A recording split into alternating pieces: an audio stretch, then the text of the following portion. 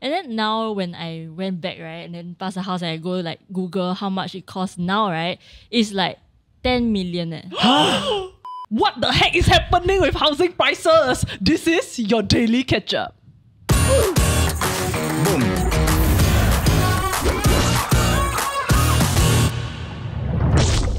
This episode is sponsored by The Burrow and DBS for young adults. So I think it's clear that it's getting slightly more and more expensive and maybe even perhaps unaffordable to be living in Singapore. So how do we manage our finances better as young adults? Wow, important question that I'm asking. So today we're going to be sharing our personal thoughts on rising cost of living in Singapore and how to make the most out of your money.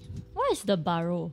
It is an online group. So it's an online group on Facebook by DBS so that people can come together and basically ask each other like financial questions.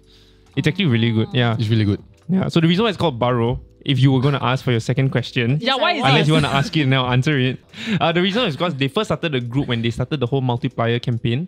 And so the multiplier mascot was a rabbit, was a bunny, and rabbits live in a burrow. Yeah. Okay, so I mean, like when I was thinking about this topic, right, then I was thinking, what is rising cost in Singapore? The thing that stood out to me, it was housing prices. Yeah. And this even surprised Miss Jade Rasif. So she actually, I mean, like one of her IG stories went a bit viral because people say like, you are so rich, why are you complaining about this? That's her IG stories. Usually do, yeah. So basically what she said was that she went house hunting and that prices are astronomical in Singapore. So by the time my kids, as in her kids, are 18, how are they going to afford a home? But she does acknowledge that like she's blessed to have a roof over her head and she does not have a trouble with this situation personally. I think like it just like struck me a bit that like if even she is talking about this, right, then how true must this be? Yeah. Yeah. So do y'all think prices are too high and have become unaffordable? Speaking of someone who just bought a house, It depends whether you're the buyer or the seller. So one of the reasons that we decided to sell the house like at this time was because, oh my god, like HDBs are going for $1 million. So you're the seller, right? It's like everything works, you know what I'm saying? But the sad thing is that after you sell, you need to buy. yeah. And then you're buying things at a larger quantum if let's say you're upgrading.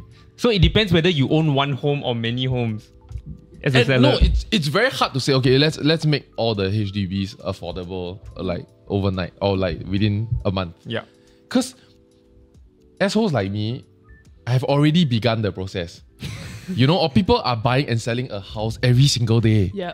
Yeah, and so if you bought a house at 700k, for example, because like and it's a HDB, because whatever location them good or whatnot, right, or layout them solid, you are expecting to sell it at 800. If this fella, or at least 800 or 900, Yeah. and if this fella suddenly some reason his price just dropped to 500, he just wiped out 200k of his net worth. You know what I'm saying? I think where many of these conversations skews, right, is that whenever there is a seller, there is a buyer.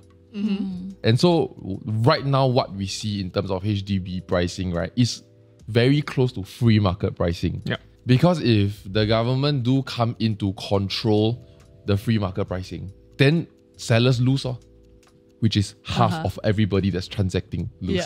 You know what I mean? It will always be half because for every buyer there's a seller. Yeah.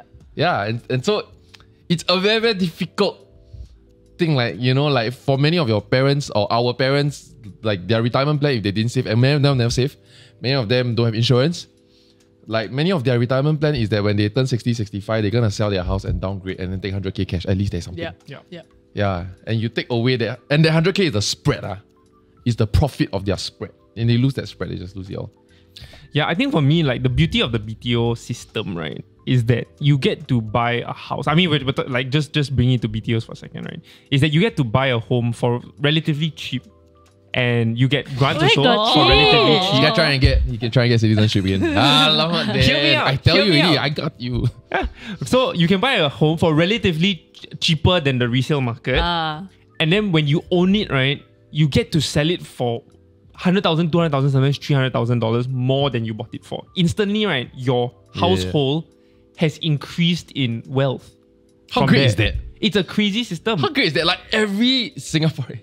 But you marry a Singaporean, you know what I'm saying? So you also get to participate in it outside. True. But almost every Singaporean, if you live a very average life, right, will have at least that one giant windfall. Yeah. Yeah. And so then if you get to sell it for a good price, like say I bought my home for 315,000 BTO. looking at the market now in that area, I could probably sell it for 500, maybe 600,000. That's Yes. doubling my money. Correct. And Sick. now, right, if I go and buy another home that's maybe 800, 900,000, I have enough to make a down payment at least. And then the rest is loans again. And then after that whole thing is finished, I now own something that's $800,000. But at least it set me on the right foot to pay for new down payments of more expensive homes. So recently I found out like my old landed property home. So I lived there when I was like primary 1 lah. Now I'm 28, right? So at that point of time, right, we sold the house for around 800K. So cheap. Landed. At that point of time, because we had some financial problems, so we had to sell the house lah. Right. And then now when I went back, right, and then past the house and I go like Google how much it costs now, right, it's like 10 million. 9 to 10 million. Oh. And I was like, oh my god, I could have lived a totally different life. Yeah. Oh my god. But you imagine how much you all bought it for. No, I think we sold it lower than. Or the buy price. Mm. Because, I mean, they no choice. Sell. Right.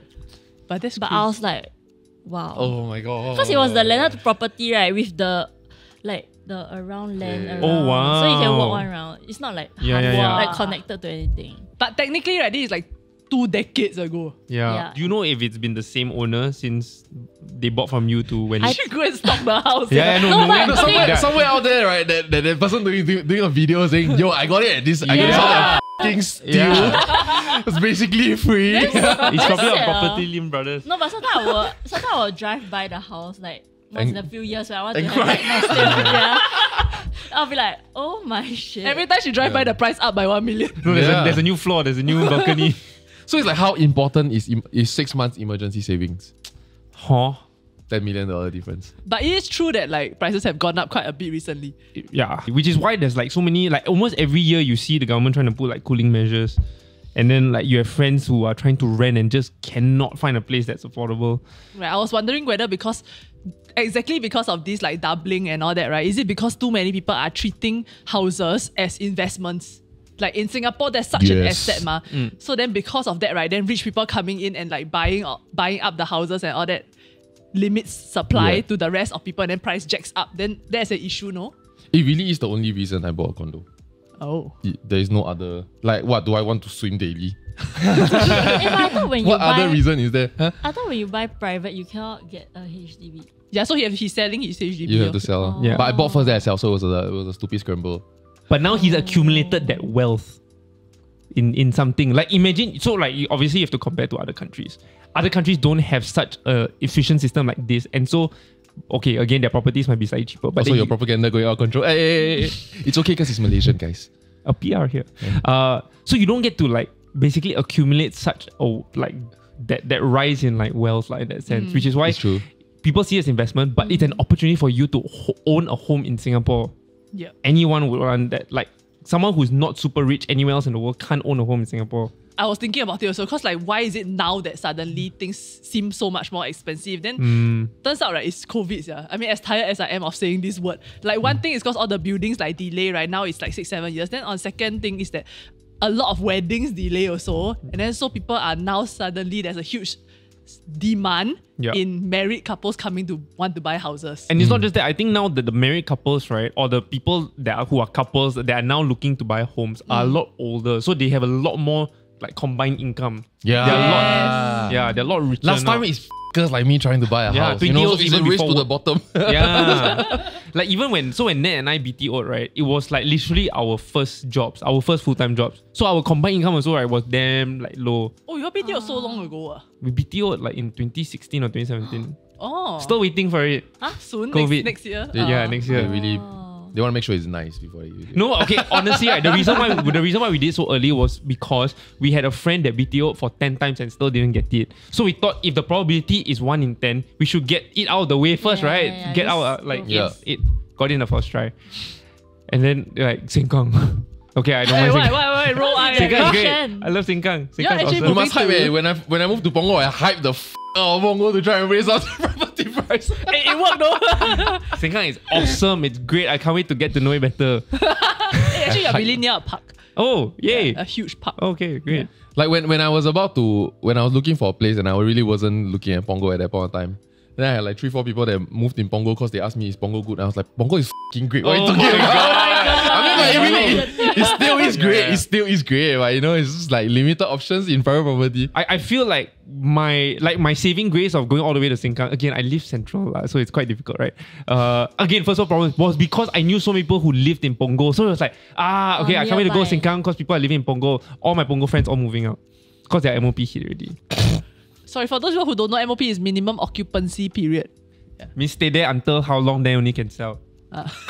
Or rent out fully. Okay, question. So, right, like in your own experience or like your own opinion, right, do you all think the MOP thing is like good or bad, fair or unfair?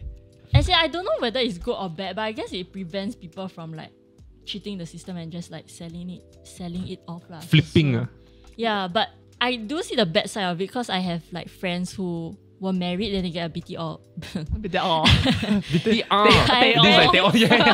have friends who got married and they get a BTO, right? Then like 2 years into their marriage, they decide to get a divorce, but cannot get annulment, so they have the flat. And then for 3 years, right, because they don't want to live together, they have to like rent places separately because they both don't want to live in the house. And then they think it's unfair if one person lives and then someone rents, right? And then they just have to pay rent for 3 years. No, but they could have one person stay, then they split the other person rent.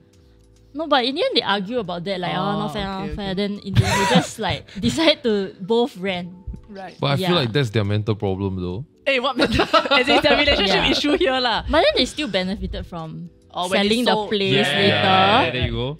I actually saw a Reddit thread about this. Like they proposed, right, let's get rid of the MOP thing. So then there will suddenly be a surplus of like a supply of flats. And then after that, the prices will go down. Then like people reply, right? I mean, I'm just quoting. People like, are you stupid? Like, are these people don't need to buy a house. Like, where are all these people gonna stay after they sell their flat without the MOP period? Yeah. No, I feel like the MOP, right, is to protect us from ourselves. Exactly. Someone said the MOP is the cooling measure. Then I'm like, that makes so much sense. Oh my god. You know, it's to protect us from ourselves. Without the MOP, right, I think there's so many people that will flip their house for what they think is 20k. Someone said it's time to buy house futures. Like they just sell the paper like straight away when they like get nowadays when concert like comes out, right, everyone's just buying to flip. You go carousel, it's like crazy. People just purposely, people are gonna ballot for like BTOs. No, but 10 years a bit like scary lah. Cause like young people got commitment issues, so I feel like 10 years to them when they hear it, it's like yeah. 5 years is like okay, but 10 is like too much. So there was also another article that I read, right, talking about yes, young couples are picky in choosing BTO flats. So it's like they want to say no flat, right? But then when there is flat, they want to pick. They say this one location not good enough. That one, then they like are they just like being too entitled? I blame stack homes. No, because it shows us like how amazing like a flat can be, right? So obviously you want the ample like you watch Tech Homes, then you realize. You look at your parents, are we poor? It's like suddenly you want to spend 100k on renovation. You want to knock down all the walls. You want like, wow, I redo the layout. No, you realize 100k for renovation is just basic now. Like you want to change the freaking floor to concrete, then you got no balcony. You want to make the balcony. You want the morning light. You want to drink your coffee. I need the bar table and the fake balcony that I have. So I think that's why we're damn picky. I didn't realize it was a thing, right? That most of my friends, right, are 3 minutes walk or 2 minutes walk from the bus stop that they take to go to school. And or like 5-minute walk from a coffee shop. Like that was never, and I moved house like 12 times in my life. 12 times? Whether or not John could go to school was never rough childhood. Yeah, it was rough lah. Because my parents, it was rough. Anyway, so I know a lot of movers. So then, but I realized it was never a consideration how would John get to school one. We will just pick in the middle of the fucking cluster. It takes 15-20 minutes to the nearest convenience store. Or like then a bus stop or what. And then it's like there's no consideration of whether he got bus to go to school. Figure it out. Change 3 bus, change 3 bus. Same. Mine is based on result. Wait, you never change school when you move? You kept moving? Huh, that's Never. so... Wow. Never change That's school. so... He will change school 12 times. Yeah, he half a year need to change school 1 time. No, but depending on like the place lah, like maybe... Never. We just keep traveling. Wow. But also Singapore is not that big. Like, that it's too difficult to travel. Like, It is, yeah. No, but now I realize like everybody's house downstairs, everybody's house is 3 minutes from a coffee shop. Yeah. Everybody's house is 3 minutes from a bus stop. It's like, As in last time or now? now. Now they build more ma. Yeah lah. Last time it's just But last time it's like, wow, they don't give a right? It's like, oh, you got roof. Wow, roof. Go. Stop right there. Like, share, subscribe, and drop a comment down below if you want good housing prices. If not, then not my fault. Okay. Back to the episode. Damn upset. I have a question. What do you think are like non-negotiables, right, when buying your homes? So like for me, I used to think it was location, but also after watching Stack Homes, right, I have come to the great realization that floor plan is so important. yes. Yeah. Like I don't want to open and then after that is the laundry, you know? Yeah. Or like my 3 rooms is like got some weird corner and then after that I'm losing so much square feet. Yeah. But your parents don't give a Yeah. You know, master bedroom big. If we can fit in 4 kids in one bedroom. They in fact built a fake wall in front to block off. Wow. Because if not, it's a random hole, ma. Yeah. So Right. they just block it off so there is a flat wall instead. Yeah. I think it's non-hackable walls or pillars. Because like so many of like my ideas I have for my yet to be completed place, right, is cannot hack down this. So like and then it just looks like a template home, lor, like every other HDB. That's my issue.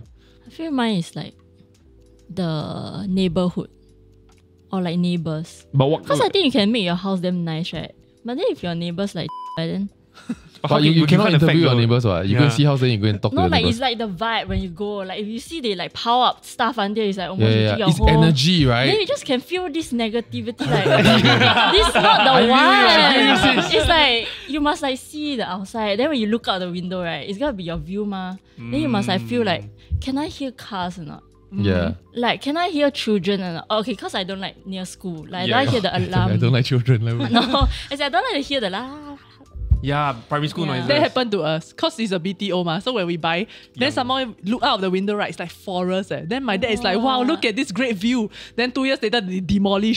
then, right. then after that, next to our house, build school. Wow, Wow, sian. Sometimes the fire alarm rings throughout the night. Oh my god. But right. So what I learned, right, is that if you are near a primary school, your view is a primary school. Obviously, that's bad because of the noise. But if it's a secondary school, that's good. Why? Because you don't get the noise of primary school and they don't demolish schools. So your view becomes protected. It's predictable and schools are very short, so you can't. Yeah, they're very low. And they got like football field. But if they got parade and all, isn't it noisy? Because they will march, ma. Like secondary but school people very start specific. marching. and High then, chance, like, right? On Sundays, they rent it out for casual social games. So you got free football matches every 2 hours. Oh. The slots are 9 a.m., 11 a.m., 3 p.m. and 5 p.m. Oh my god, you'll be the creepy uncle at the window looking at like little kids. running. The way she no. described it is so horrible. The ages that people play on Sundays are like from 18 to like 45 kind. And then like every time we play, it's damn short because there will be people watching, and then they'll literally just come up with a cup of coffee and be like, hey, oh, From go lah." the window. Yeah, from like their window or whatever. They can just see people like watching. Interesting. Yeah, it's fun. Okay, so moving on, right? There's a question that people on Reddit are asking. Young adults, how are you coping? Because now, right, like with people getting married, then after that, with that, right, comes the BTO. Then BTO also, I mean, married is honeymoon also, ma. So both of that cost, and then plus you're gonna start a family soon. So all of this, right, when paired with the Pet. Sorry. I'm very alert. when paired with like the inflation, it's crazy, one. Yeah. It is crazy. Stacked. It is crazy. To be honest, I'm at a stage right now where I'm a bit terrified. You are terrified. Yeah. Like, You're I like mean, hugging your because mic we buy house and all that stuff. Right? I mean, we bought a house, then we're waiting for this shit, right? And all the cost that's gonna come and like the like reno and your furniture, then you need to pay for the conservancy. So wow, I'm jumping from $60 conservancy to $380. It's like maintenance. Is that what it is? Yeah, I have to refill the pool water. But you want swim, man.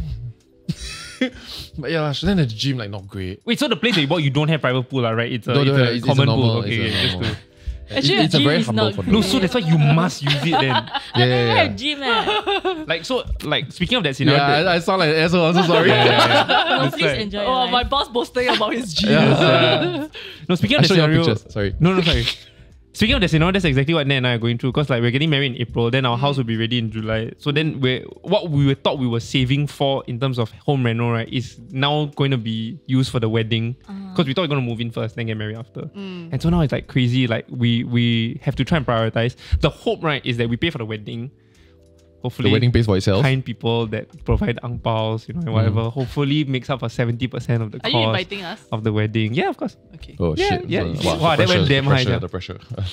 And then that 70% or more, then pays for the home rental. Lor. Right. But initially, we only budgeted for like 60K for the home rental because John was like, yeah, 30K can already.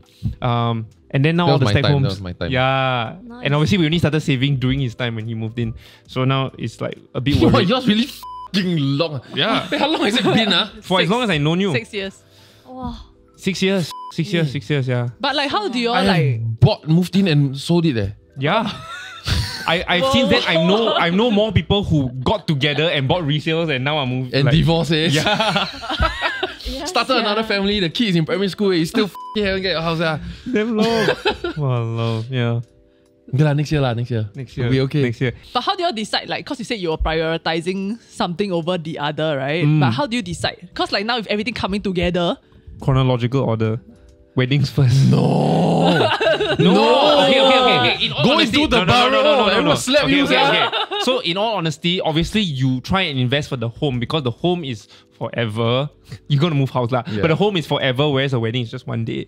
But someone has to pay for the wedding, ma. So like, Correct. we are just prioritizing because wedding again pays for itself. So we pay for that first. Then after you're really between- assuming this whole financial plan hinges on wedding paying for itself. I mean, Bastard, again, right? Bastard. I also. Even though I would have struggled in life. I mean, I struggled. again, we are hoping it covers 70%. It covers 70%, Yeah. we're still good. Okay, then because the wedding's in April, we move in or we get keys around June or July. We don't have to move in straight away also. So that will give us enough buffer to like kind of relook at our finances. If we need more time, then we might move Yeah. in August, September instead. Yeah, then only start reno later. Because we have no urgent need to move out of our current arrangement. We're very lucky. I want to say I had this exact conversation in the Baro community and all the Finlit people can ask them solid. Yeah. So I was like, okay. Anyway, we still had a full banquet lah.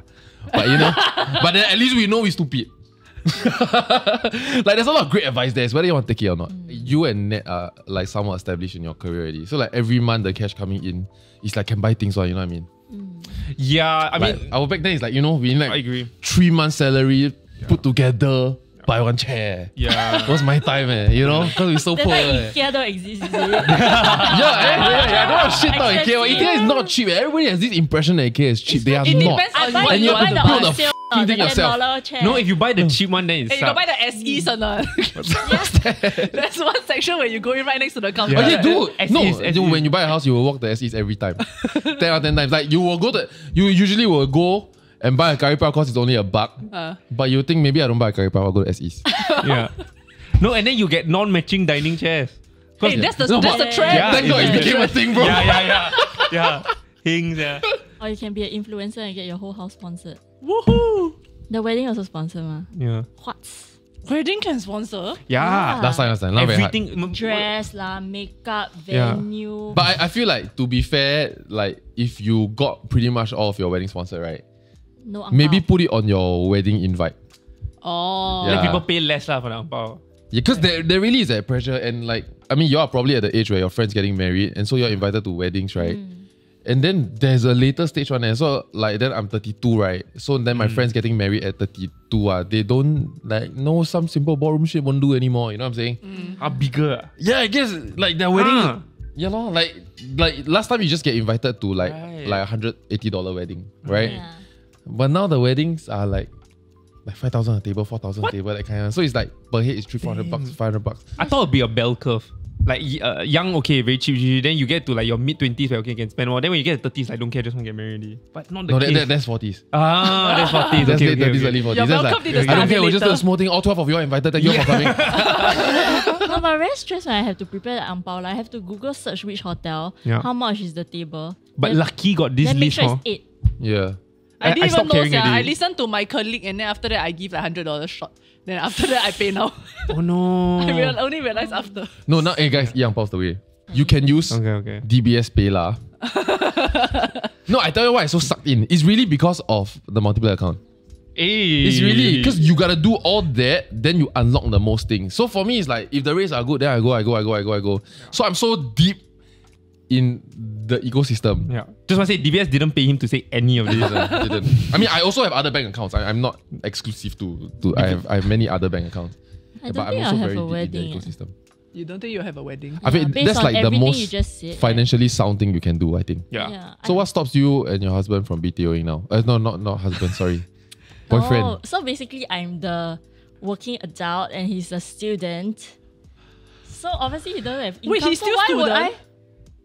You're a cool girl. You're a cool girl. Yes. No, but he finished today one of his final exam. Hey, well done. Good job. So I did tell him before, like, I will not think about marrying you or whatever until you like start to earn money, because I don't see a point. Yeah. Because like I think like as long as we love each other, it's enough ma. If we get married, then obviously But if do he you don't have know- finance, then for what? Do you know whether he's good with money? Like, to me, it's so important that my partner is financially savvy. You know what I mean? Yeah. I think I would assume he's good with money just because he's an auditor. Oh. So maybe he knows some number things. But Bold then, assumption. no, Also, but I he think knows we the are loopholes. both like zero knowledge on the whole like how to BTO situation. Right. If only there was an online community you could go to. Irritating. So easy to plug the burrow, really. Sometimes I use the DBS NAV planner to see like all my finances thing. Cause like Yeah. I'll just see like what the income in, income out, that kind of thing lah. Mm. But I think you can add other things inside. Wait, the NEF is different from my... Like, cause you know the DigiBank app itself, right? Also have the tracking. Oh, it's the same. It's a Is that button. one? It's called Plan. Oh. Yeah, it's like the Yo, it pause used button. now it's like some AI shit. It damn tells sick. you how much you are Yeah. spending on Yeah, cab order. You're like, yeah. hey, chill, eh. Yeah. No, sometimes they will even ask you like, do you know how much you spent on like food last year, like last month, and then they'll give you a few options. Then you think it's like the lowest or middle one. Oh my It's God, the highest one. there's Oh a my quiz. god! Yeah, they quiz you. Wow. Then you're like, oh my god, what am I it really doing? gets in your head. Yeah. Then I always remember the amount. But yeah, I like no shit. So like I think 5 years ago, I actually included my NEF planner. Home renovation expected cost 25k. Cost like 25, I'm 25. so sorry, man. I really, yeah. Really, I believe John for the 50k, right? And it says that it is achievable. Oh. Hey. By 2023. I also put one more that is not achievable. Oh. 2 Wedding. million by retirement. Sorry, the goal is to have a monthly expense of $2,000 between the ages of 65 to 100.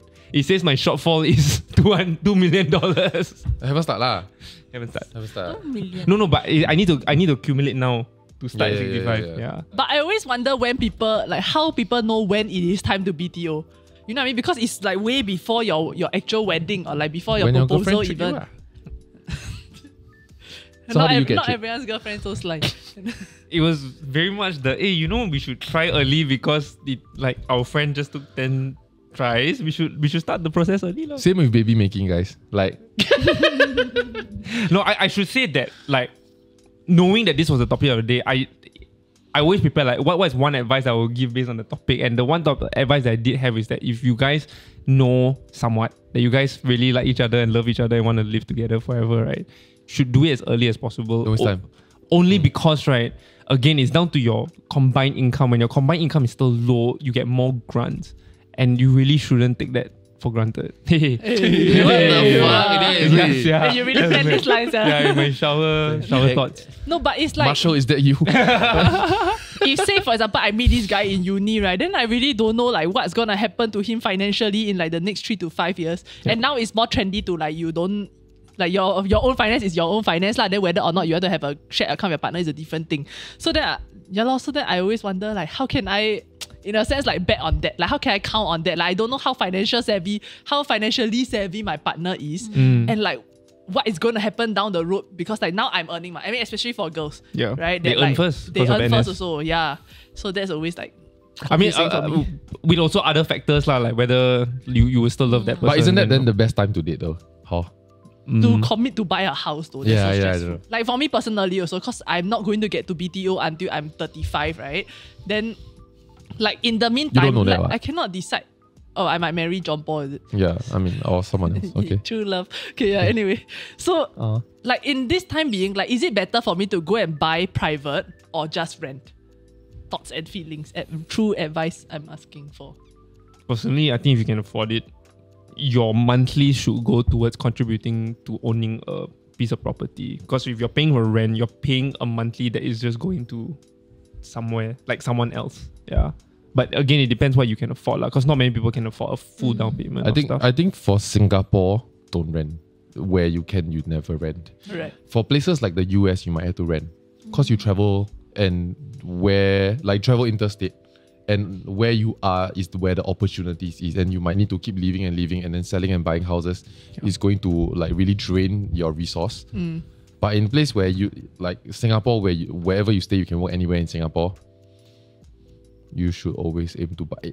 I would tell you leave your mom for as long as you can. Yeah. If that's an option. Whatever differences you have with her, just take it. Take it as this is your time to work it out. Recently. Like, take it as this is the time you have to work it out, because come what may at 35, you're moving out. Come what may. Yeah. And you will never have this much time you have with your parents again.